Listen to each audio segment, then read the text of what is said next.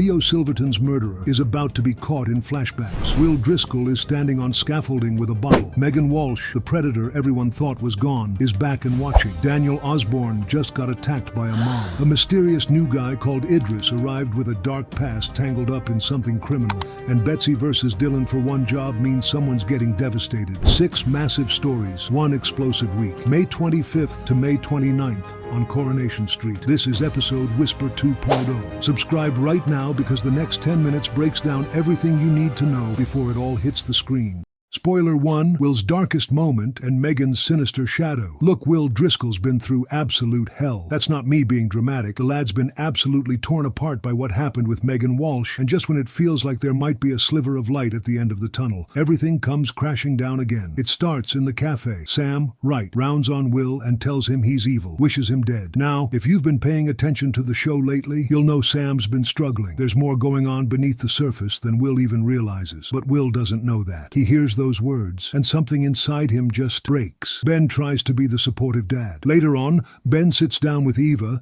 and opens up about how thoroughly Megan's destroyed this kid's life. And for Will, hearing that his own father's acknowledging how much damage has been done, that seems to be the final straw. He ends up in the shop yard. There's scaffolding surrounding the corner shop, and Will climbs it. Just climbs right up there with a bottle of vodka in his hand, and you can feel the desperation radiating off him. This isn't someone making a cry for help anymore.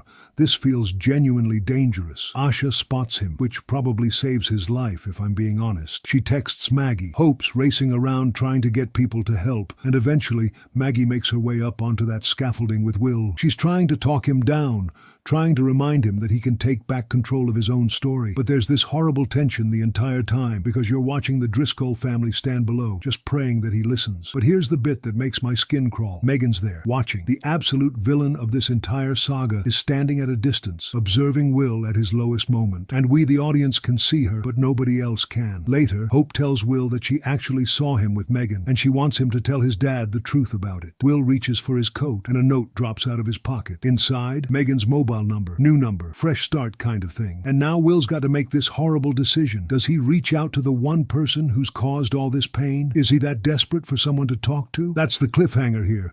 We're left wondering if Will's going to contact her, and if he does, what on earth is she planning? The whole thing's heartbreaking, really, because you're seeing a young lad at genuine rock bottom, and the one person circling him isn't his family. It's a predator. Spoiler 2. Theo's murder. The flashbacks begin, and everything points to Danielle. Right, so while Will's going through his nightmare, the Silverton murder investigation is heating up something fierce. This is the story that's been bubbling away under the surface for weeks now, and next week is when things start to come clear, though not necessarily in the way anyone expected. George and Christina are desperately trying to make peace with Todd. They know things have been strained, and they want to repair it before Theo's funeral, but Todd's not having it. He's cold toward them, frosty. Even Mary gets a chilly reception when she tries to smooth things over. Then Todd drops the bombshell. He's moving in with Sarah. He's leaving his parents' house. Meanwhile, Sarah's desperately trying to reach Kit, who's away in Glasgow. She leaves him voicemails saying Todd's staying with her for a bit, urging Kit to come back because she misses him. You can hear the anxiety in her voice. Things are moving fast, and she's trying to keep everyone in the loop. Here's where it gets interesting, though. Danielle pays for Theo's funeral flowers. It's a nice gesture, right? Except Tracy immediately starts wondering, why would Danielle do that unless she's expecting a substantial inheritance? And George, bless him, picks up on it straight away. He's suggesting it could be a motive. She had something to gain from Theo's death. Then Danielle does something spectacularly unwise. She publicly accuses Todd of murdering Theo for the life insurance money. Just comes out with it. Todd would have had the financial incentive, she reckons. Mary jumps to Todd's defense. She's his mother. She's having none of it. And she even makes this dark joke about how maybe she killed Theo herself. But here's where it gets genuinely tense. Ryan follows Danielle outside after this blow-up, and he tells her something that absolutely changes everything. He saw her on the night Theo died. He knows she was there. The investigation ramps up massively after that. Someone lies to the police about where they were that night. There's clearly something people aren't saying, something they're protecting. And it's these flashback sequences we finally get to see what actually happened. We see what this witness saw, what they did, why they've been keeping quiet. By the end of the week, Ryan's suspicions are hard enough that he takes them to Lisa Connor Swain. Lisa takes Danielle in for questioning at the police station. And suddenly, Danielle's gone from being a sympathetic character to looking like the prime suspect in a murder investigation. It's brilliant telly, honestly.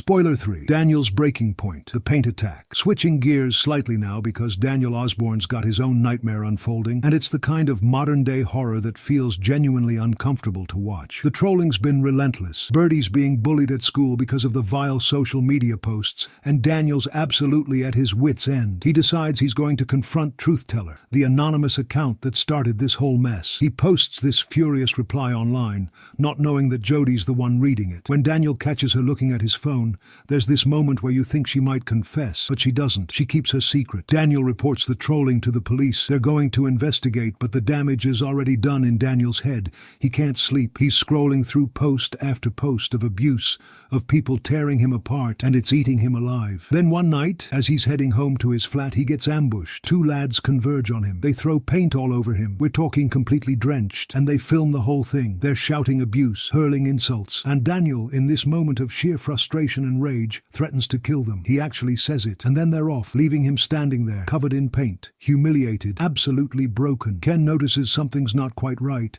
Daniel confides that Birdie's being bullied because of all this, and Ken urges him to get away, take another holiday, clear his head. But then Daniel admits something that shocks Ken to his core. He never actually went away to the Lake District. He lied. He sat in his flat and hid, and Jodi was the only person keeping him company. Ken's gutted. He tells Daniel that Birdie deserves better than this. A father who's present, who's dealing with his problems rather than running away from them. It's a properly sobering moment. But then, and this is where there's a tiny bit of relief, Daniel notices that Truth Teller's deleted everything. All the posts are gone. The accounts seemingly disappeared. And Daniel's got this moment of breathing room. He gathers everyone together. Ken, Tracy, Alya, Jodi, and they have this little celebration in the bistro. Maybe it's actually over. Maybe the worst is behind them. Except you and I both know that in Coronation Street, nothing's ever really over, is it? Spoiler 4. Idris arrives, mysterious, charming, and absolutely dodgy. Now here's where things get properly interesting because we've got a new character arriving in Weatherfield, and he's the kind of character who's immediately got question marks all over him. Idris is Kal Nazir's cousin. That's the connection right there. Alya warms to him immediately when he arrives. Family's family, after all. Leanne recognizes him from the community. But Adam takes one look at him and decides he doesn't like him one bit. There's something in Idris that just rubs Adam the wrong way. Here's how Idris makes his entrance, though. He's at Speed Daal during Damo's trial shift. Wait, actually, no. Let me back up. Brody's out for a run, and there's this lad named Damo who scrambles out of a car nearby. During a trial shift at Speed Daal, he gets absolutely humiliated. A bunch of rowdy businessmen spill curry all over his trainers, and he's left standing there looking mortified. Enter Idris. This mysterious newcomer just steps in and takes complete control of the situation. He demands compensation for the ruined trainers, throws the businessmen out with this natural authority, and suddenly he's the hero of the hour. Alya's embracing him like he's her long-lost brother. Leanne's impressed. Everyone's seeing him as this savior character, except, and this is the part that matters, away from prying eyes, Idris grabs Damo and leads him into the ginnel. Now, what's their connection? What's their game? Because it becomes pretty clear pretty quickly that Idris is playing a much deeper game than anyone realizes. He tells Brody he's bought a property agency in Manchester, and Brody practically jumps at the chance. He's after help with work, with opportunities. Idris offers him a job. There's a flat in the precinct that needs clearing out because the previous tenant disappeared. That's sketchy already, isn't it? The previous tenant disappeared? But Alya's thinking family first, and she suggests Idris should stay with her and Adam instead of getting a hotel. That brings him right into the heart of the community. Then there's this moment. Leanne stands up to a thug who comes into Speed Daal, sends him packing with backbone and attitude. Idris is absolutely captivated. He invites her for a drink at the Rovers, and as the evening goes on, there's this chemistry between them, genuine connection, and he leans in for a kiss. Now Alya sees this happen, and Alya is alarmed. She pulls Leanne aside later and warns her to stay well away from Idris. Seems like he's a proper womanizer, because by the end of the week he's spotted flirting with Tracy as well. The man's got his eye on every available woman in Weatherfield. So you've got this character who seems charming, helpful, generous, but there's absolutely something darker lurking underneath. The connection with Damo, the mysterious property dealings, the way he's working multiple women at once. Idris is going to be chaos, mate. Absolute chaos. Spoiler 5. The job that splits them. Betsy and Dylan go head to head. One more story I want to talk about before we wrap up,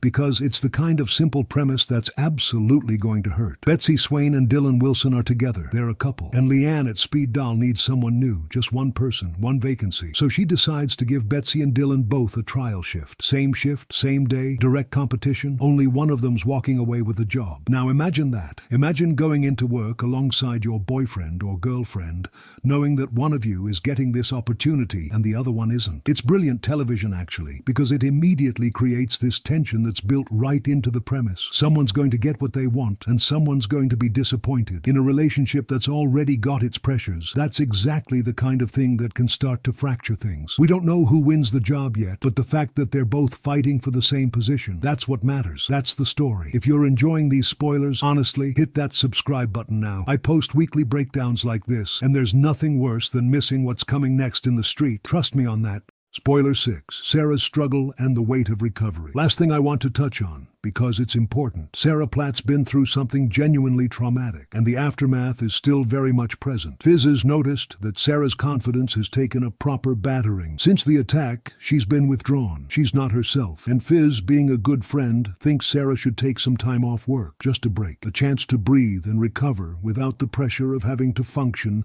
in a professional capacity. That might sound like a small thing, but in a show like Coronation Street, when a character steps back from their usual routines, it often signals that something deeper is going on. Sarah's not just physically healing, she's emotionally trying to put herself back together, and sometimes that requires stepping away. It's a quieter story than the murder mystery or the trolling or Idris's mystery, but it's the kind of character moment that grounds the show. Real people dealing with real trauma. That's Coronation Street at its best. Right, so there you have it. Next week's an absolute roller coaster. You've got Will at rock bottom with Megan circling. You've got the Theo murder investigation finally cracking open with flashbacks that will shift everything. Danielle's been physically attacked, but there's a glimmer of hope. Idris has arrived, and he's got secrets that are going to unravel. Betsy and Dylan are competing for the same job, and Sarah's still rebuilding herself after what's happened. That's a proper week of storytelling, that is. I'd genuinely love to know what you reckon is coming next. Drop a comment below. Are you team Danielle as the murderer, or do you think there's more to this than meets the eye? Is Idris going to be the next big villain? And will Will reach out to Megan, or is he going to find a different path? Because honestly, your theories are always spot on, and I love reading them. If you've made it this far, you're clearly a proper Coronation Street fan, and that means you should definitely hit that like button and subscribe so you don't miss next week's breakdown. I'll be back with fresh spoilers, and trust me, there's plenty more coming. Thanks for watching. I'll see you next week.